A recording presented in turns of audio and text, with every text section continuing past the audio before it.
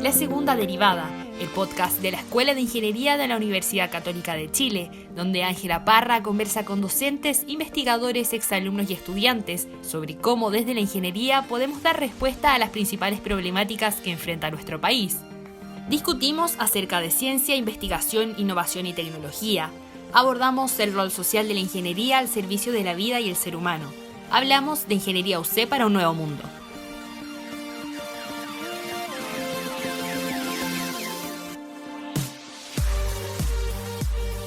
Dime lo que comes y te diré quién eres. Es la cita de Antel Briat-Savarin, un jurista francés que de hecho se hizo famoso porque es el autor del primer tratado de gastronomía titulado La fisiología del gusto.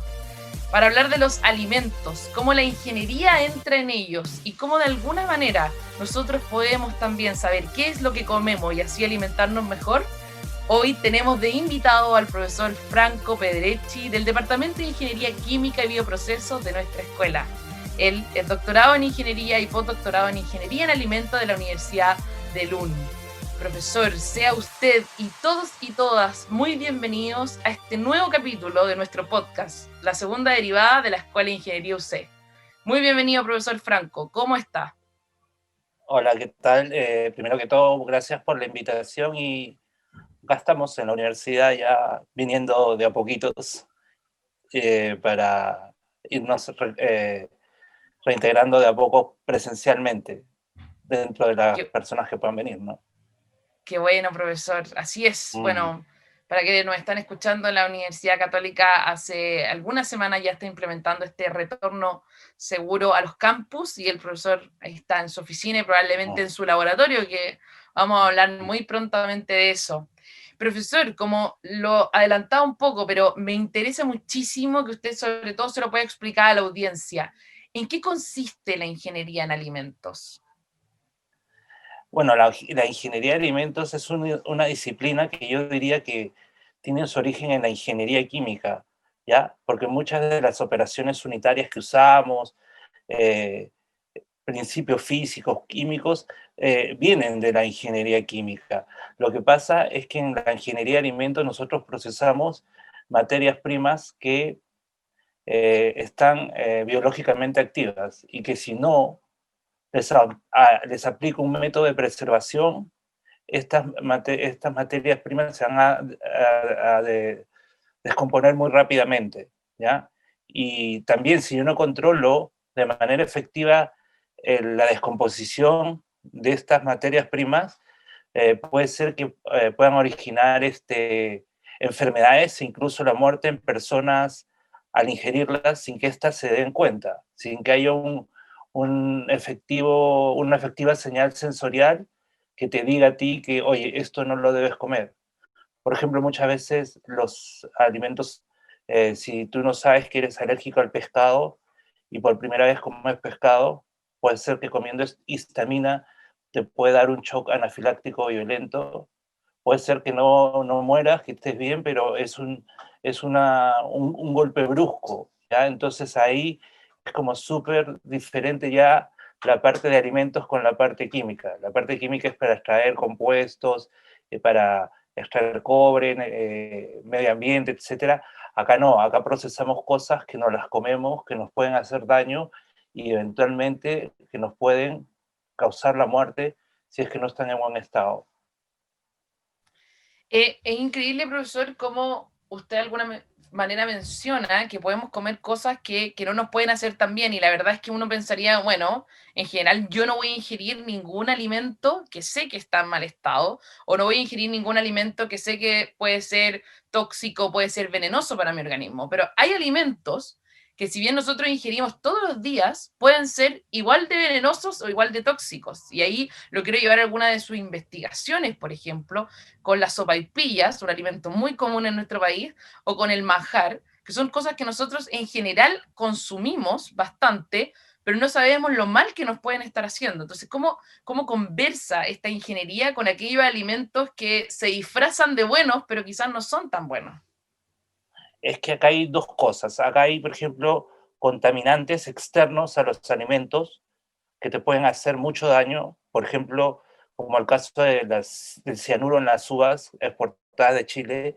Eso es un acto de terrorismo, ¿ya? Entonces, ya, pero también está el punto de que tú, por ejemplo, puedes comprar muchas frutas y las frutas vienen con pesticidas. Y te vas comiendo las frutas con pesticidas y el pesticida la primera vez no te va a hacer nada. Tienen como un efecto acumulativo. Pero de acá, no sé, a 20 años, se te van a quizás a deformar las manos, por decirte. Y eso es lo que pasa mucho en diferentes sitios, que han estado sometidos a metales pesados, a muchos de estos estresores, que a corto plazo quizás no tienen una acción visible, yo diría, siempre han tenido una acción, su acción es más acumulativa, no es como el caso de la histamina, que si tú eres alérgica y comes histamina, Dios no lo quiera, pero podrías morir inmediatamente si tienes muy mala suerte, ¿me entiendes? En cambio, acá tú periódicamente vas comiendo cosas que antes no se sabían que eran tóxicas, pero que cada vez hay más estudios de esto, y al acumularse cierta cantidad de tu cuerpo se manifiesta una determinada enfermedad. Pasa mucho en esto en los pueblos donde a cierta edad, por ejemplo, donde hay minería, donde están expuestos a sustancias tóxicas, a cierta edad la población comienza a manifestar ciertos tipos de enfermedades comunes entre todos, que no se manifestaban antes, ¿ya? Entonces, yo creo que cada vez hay que ser mucho más preventivo que reaccionario, ¿ya? Ante estas cosas. Los alimentos en general, yo creo que, hablando de buenas prácticas en alimentos, lo único que no se tranza cuando uno produce un alimento es que el alimento sea inocuo. O sea, tú puedes ponerle más azúcar, menos azúcar, más rojito, más amarillo, todo, pero no puedes transar la calidad de un alimento, la inocuidad. O sea, yo no te puedo vender a ti un alimento sin estar seguro de que el alimento no te va a hacer daño, ¿ya? Y si pasase eso, es porque hubo un error, no intencionado, salvo las uvas que mencioné con cianuro, que eso es bioterrorismo, pero puede ser que hubo un error y pucha, salió mal a la producción y enfermó a la gente, ¿ya? Entonces, claro, esto se da muchas veces que algunas personas se enferman con los alimentos, pero ahora también con las redes sociales inmediatamente te toman la foto del alimento es como mucho más fácil saber de lo que pasa. En cambio, antes uno llamaba al número del servicio al consumidor y era todo como más privado, por así decirlo. En cambio, ahora hay que tener mucho más cuidado porque cualquier detalle puede ser expandido a través de las redes y eso afecta tu reputabilidad a la hora de vender alimentos. Por ejemplo, respecto a las sopaipillas, hay que tener en cuenta también que hay alimentos que ya de por sí, las sopaipillas es un alimento calórico, porque es frito, tiene aceite y, y tiene una masa de carbohidratos, ¿ya? Pero entonces, si yo quiero una buena sopaipilla, lo primero que hay que ser consciente es, si yo quiero que la sopaipilla no llegue a ser, no es un alimento, digamos, saludable, pero dependiendo de la cantidad que yo me coma, va a ser dañino o no. Si yo me como todos los días 3 sopaipillas, probablemente eso va a tener un efecto negativo en mí. Pero si yo me como una sopaipilla una vez por semana, una vez cada 2 semanas, va a ser una fuente de placer, lo cual está bien también, ¿ya? Pero lo fundamental es que la sopaipilla, uno es la frecuencia, o sea, cuántas veces tú te comes sopaipillas durante una semana, por ejemplo. A medida que tú comas más, por más que las sopaipillas estén impecablemente preparadas, como tienen aceite y todo, van a afectar negativamente porque vas a tender a acumular peso, ¿ya? ¿Ya? Y la otra es que, suponiendo que tú comes poquísimo, pero te vas a los carritos estos de sopaipilla y ves esos carritos que están con el aceite marrón, humeando, que tú, no sé, como a medio kilómetro hueles el aceite, ¿ya? Y que la superficie es brillosa, como que de por sí que no te tinca, ¿me entiendes? Porque el olor es como demasiado penetrante, entonces eso también es dañino, eso te puedes comer una, pero por los compuestos tóxicos que se forman por haber usado tanto el aceite, te puede hacer daño al estómago, por ejemplo, ¿ya? Entonces acá siempre hay que tener cantidad de lo que como y calidad de lo que como, ¿ya? Entonces hay compuestos, el manjar también, es mucho azúcar, no es para comer constantemente, ¿ya? Entonces es un alimento que se puede comer cada cierto tiempo en una torta, en diferentes cosas, pero no es para estarlo comiendo todos los días. Y bueno, hay personas, grupos vulnerables que no deberían comerlo, por ejemplo, los diabéticos, etcétera. ¿Ya? Entonces, Así es. a Para veces, Celso, otra frase, este va a ser un podcast de las citas, profesor, perdóneme, pero para Celso decía, todo es veneno, nada es veneno, la diferencia está en la dosis. Y yo creo que, eso, bueno, con los alimentos pasa un es poco lo que, eso.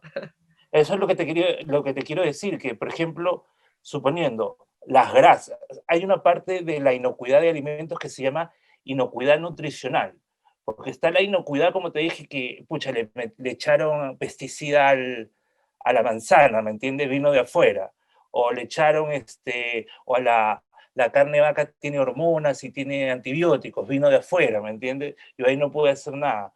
Pero lo otro es que hay alimentos como fundamentalmente las grasas, los carbohidratos y los que están en los sellos negros, la sal y el azúcar. No, es que esos son nutrientes, por eso se le llama nutrientes críticos.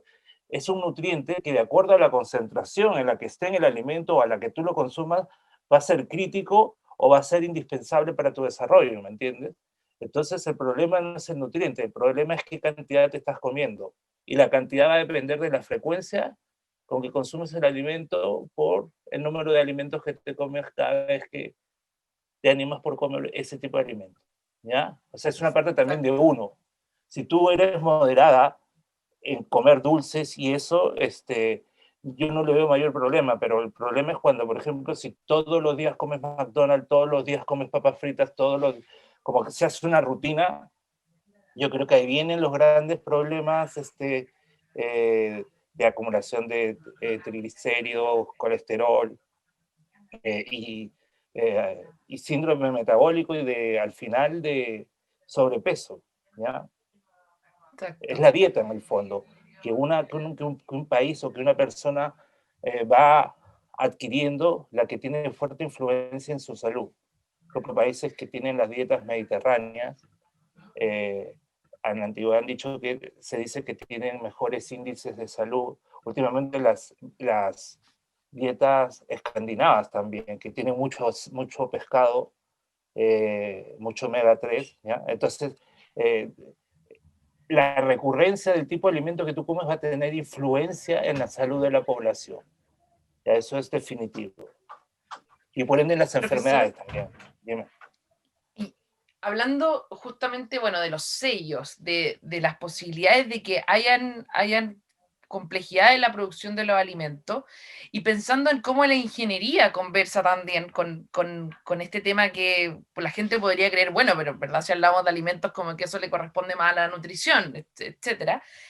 ¿Cuáles son los protocolos, las medidas de seguridad, quizá aquellas normas más de carácter ético que tienen que tener al momento de producir alimentos y por ejemplo, no llevar uva de exportación con cianuro? Ah, mira, lo de la uva con cianuro es como un caso extremo, es como un sabotaje, ¿me entiendes? ¿Ya? Pero lo que sí puede pasar, y que es muy común, los fraudes alimentarios, que a veces un fraude alimentario no es necesario, lo más probable es que no te mate, pero lo que estás haciendo cuando haces fraudes alimentarios, estás haciendo cheating, estás mintiendo, ¿ya? Entonces, en un país que está acostumbrado a tener productos de primera calidad, el cheating te va a durar hasta que te pillen nomás, ya nunca más porque te haces de una mala reputación. Entonces, un aspecto muy importante es dentro de las empresas cómo hacer vigilancia y a través de los estados para que no haya fraudes en alimentos. ¿Ya? Porque los fraudes, a ver, el fraude puede ser tan insignificante como que cambié el material de envase porque ese material subió de precio, ¿ya? Pero en el fondo también tú no sabes si, por decirte, si el material de envase, el nuevo, que parece igual al otro, está en contacto con el alimento, tú no sabes si al estar en contacto con el alimento, ese nuevo empaque le puede pasar sustancias químicas no deseadas, ¿me entiendes? Entonces, la idea es a jugar limpio, a declarar lo que uno produce. Y bueno, si en algún momento, no sé, no existe alguna materia prima, negociarlo directamente entre los proveedores y la gente que compra los recursos. Pero lo peor es generar estos fraudes, porque muchas veces, sobre todo cuando se han sustituido materiales que dicen no, son iguales uno por otro, se han producido, por ejemplo, grandes intoxicaciones o problemas alimenticios. Entonces ahí ya la cosa es mucho más complicada. Bueno, aparte que a nadie le gusta que lo engañen para empezar, ¿ya?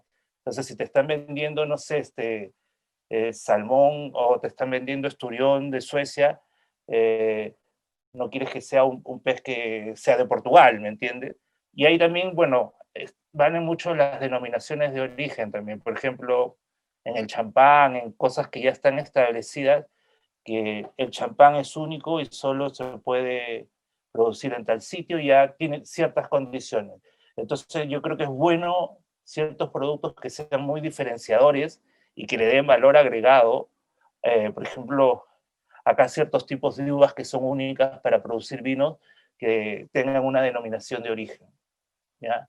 Cosa que se diferencien inmediatamente, y ahí es mucho más difícil, eh, igual se pueden atrever a hacer fraude, pero es como más difícil eh, intentarlo, ¿ya? Porque estás respaldado por consumidores y por la imagen del país, ¿me entiendes? Claro, claro, no, de alguna forma hay que también como, o sea, yo asumo, Chile es un gran exportador de fruta, es un gran exportador también de productos marítimos, entonces tiene y de vino, y tiene una connotación a nivel internacional con respecto a eso. En Netflix hay muy, muy buenos documentales sobre, por ejemplo, el fraude en la miel en Estados Unidos. Como de alguna Claro. forma, en vez de vender miel real, venden caramelo, por ejemplo, y la gente consume eso a nivel internacional. Y el fraude, por ejemplo, sin intención, los chinos una vez quisieron hacer un fraude con los niveles de proteína de la leche, subirlos artificialmente y utilizaron una sustancia, y bueno, parecía que todo inocuo, porque la gente no tenía consecuencias al instante, aparte los que tenían consecuencias eran los niños. Y después de cierto tiempo, justo esto les explotó para las Olimpiadas, muchos niños les comenzó a dar enfermedades a los riñones, y muchos de ellos se morían.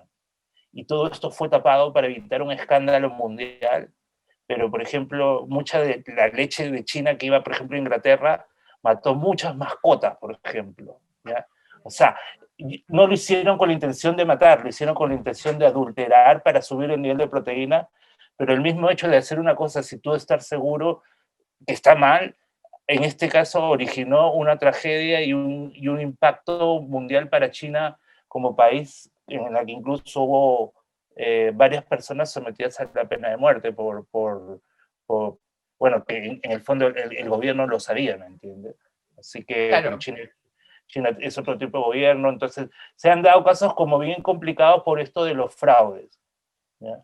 Y hay responsabilidades ingenieriles también ahí. O sea, hay ingenieros, ingenieras en alimentos, ingenieros, ingenieras químicas que están en la industria y que, por supuesto, tienen que velar por la calidad de los alimentos. Es así, profesor, ¿no?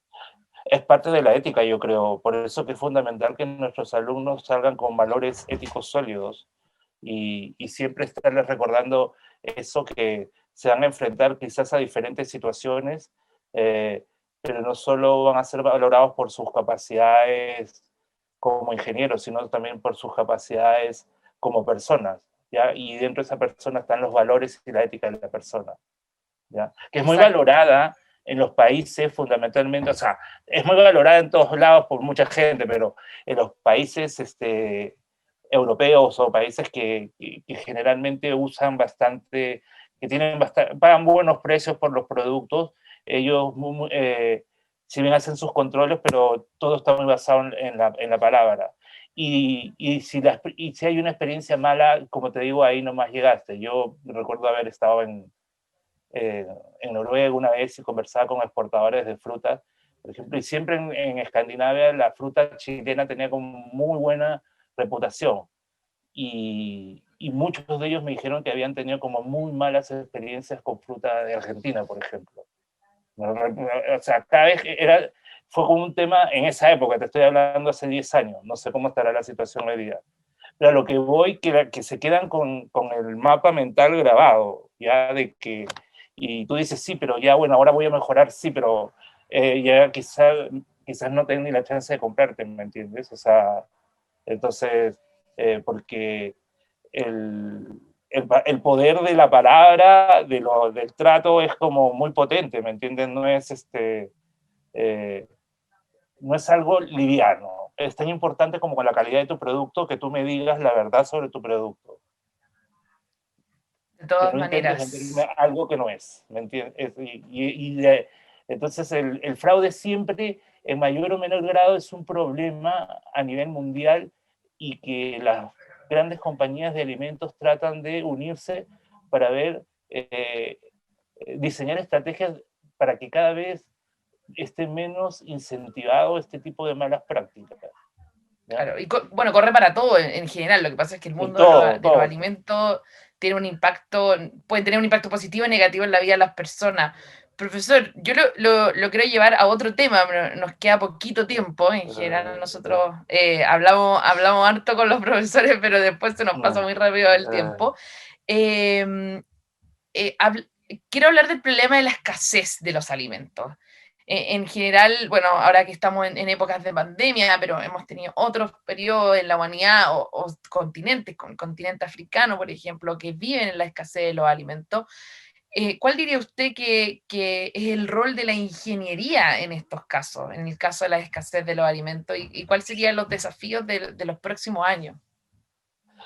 Mira, te cuento, si en este momento eh, los alimentos que se producen se dividen entre todas las personas del mundo, todos comeríamos. No, no, no, ¿ya? Igual, pero lo que pasa es que como hay un mercado, el mundo occidental que tiene buen salario tiene acceso a muchos alimentos y por eso que hay un problema que es el problema de la globesidad, exceso de calorías. Ya no tendríamos exceso de calorías si no tendríamos tanto acceso a tantos alimentos. Estaríamos con las justas. ¿Ya? Y por otro lado, vemos la parte de nutrición de África, que los ves desnutridos y todo. Ellos no tienen acceso al alimento por su situación económica, ¿me entiendes? Y depende mucho de donaciones y cosas así. Entonces, por eso que se produce ese desbarajuste. Pero lo que es crítico, que de acá a 20 años la población sigue creciendo mucho y cada vez es más difícil producir alimentos. O sea, acá a 20 años sí van a faltar alimentos si es que no se hace algo. Y ese algo radica fundamentalmente en una cosa, en cómo nos comportamos los humanos y en cómo los ingenieros o los diferentes profesionales aportan para gestionar mejor nuestros recursos. ¿A qué voy? Que, por ejemplo, es tan importante desde ahora ya producir un alimento como producir un alimento inocuo, como que la metodología para producirla también sea inocua para el medio ambiente. Ya no puedo producir, dañar el medio y esperar 15 años que se recupere, porque los suelos están más dañados, no tengo espacio, etcétera, etcétera. Entonces, ¿qué tengo que hacer? Para los ingenieros en general es optimizar el uso de la energía, de los sistemas energéticos, de los recursos naturales, de los sistemas de contaminación, cómo recuperar, cómo ir haciendo o liderando sistemas que permitan descontaminar más rápido y el uso del agua, que cada vez es más escaso, ¿me entiendes? Entonces, en esos aspectos va a estar focalizado el desarrollo del futuro. Si nosotros logramos un esfuerzo de los consumidores en no desperdiciar esos recursos, cuidarlos como oro, y por otro, los ingenieros se centralizan en desarrollar sistemas mucho más potentes y mucho más eficientes para producir los mismos productos. Yo creo que ahí se va a poder achicar la brecha, ¿ya? Pero es una tarea conjunta donde ya no hay segundas oportunidades. Yo creo que si la gente sigue comportándose como si no pasara nada, quizás ellos no lo van a ver, pero lo van a ver sus hijos o sus nietos, ¿me entiendes? Entonces, es una situación crítica en la que se pone, y hay como varias tendencias también a, por ejemplo, sustituir, no sé, las proteínas animales por las proteínas vegetales porque los animales contaminan demasiado para cosas de ese tipo. Vienen como tendencias fuertes, ¿ya? Entonces yo creo que en ese sentido el desafío es sumamente ambicioso y inevitable. O sea, tenemos que hacerlo sí o sí. Sí. Otro punto importante también está en todo lo que es el desperdicio de la comida, ¿ya? No estar utilizando comida o desperdiciando comida. Es como comer lo justo y evitar las pérdidas de alimentos. Y si hay pérdidas de alimentos, cómo recuperárselas y que otras personas puedan tener acceso, ¿me entiendes? Entonces, eh, es como una lección de sobriedad que nos está dando la tierra, la naturaleza, que seamos más sobrios en nuestro comportamiento, que no sé, no tengamos 15 jeans, no tengamos 30 pares de zapatillas, no lavemos 80 veces cosas, no nos compremos un sándwich que vamos a botar la mitad, ¿ya? Es por ahí va el llamado. Y bueno, muchos países ya están empezando con esto. Yo creo que acá también en Chile hay como una buena tendencia. Pero es una tarea de todos, o sea, es loco pensar que solo las personas que optimicen los sistemas van a lograr esto si las personas no son conscientes, siguen con sus mismos hábitos. Profesor, totalmente de acuerdo. Esto viene de un cambio de conciencia antes de Exactamente. muchísimos otros cambios. Y siempre es increíble que en los podcasts con todos los profesores terminamos hablando de sostenibilidad, sustentabilidad, y aparte los profesores siempre responden antes que yo les pregunte en qué pueden cooperar los ingenieros. Y usted se tiró, pero ahí unas bombas para la gente que nos está escuchando. Y ahora que se aproxima también este nuevo proceso de admisión a la universidad y que se preguntan, bueno, pero ¿por qué quería estudiar ingeniería? Yo creo que usted lo ha contestado bastante bien en los desafíos que nos quedan. O sea, No solamente con los alimentos, sino también con lo que hablaba del consumo, del exceso de alimentos que no quedan y no quedan para nadie, no sirven tampoco, y el hambre que se vive todavía en el mundo. De hecho, el segundo objetivo del desarrollo sostenible es hambre cero. Profesor, le quiero dar las gracias por haber estado acompañándonos hoy día. Qué terrible tener que hablar tan poco de un tema que es tan importante. A mí me hubiese encantado hablar de la comida rápida, de las cosas más genéticas, de cómo los alimentos también van modificando nuestra vida, pero bueno, que harto podcast, así que no quiere decir que no sea invitado en otra ocasión. Muchas gracias al profesor Franco Pedrechi del Departamento de Ingeniería Química en Alimentos por acompañarnos hoy día, y como siempre también muchas gracias a nuestra audiencia por acompañarnos una vez más en un podcast de la Segunda Derivada. Que estén muy bien. Chao.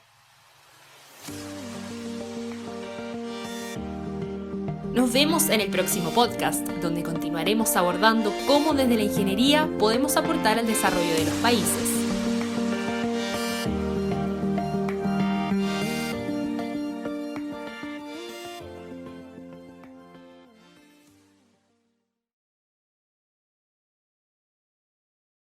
Las opiniones vertidas en este podcast son de exclusiva responsabilidad de quienes las emiten y no de este canal.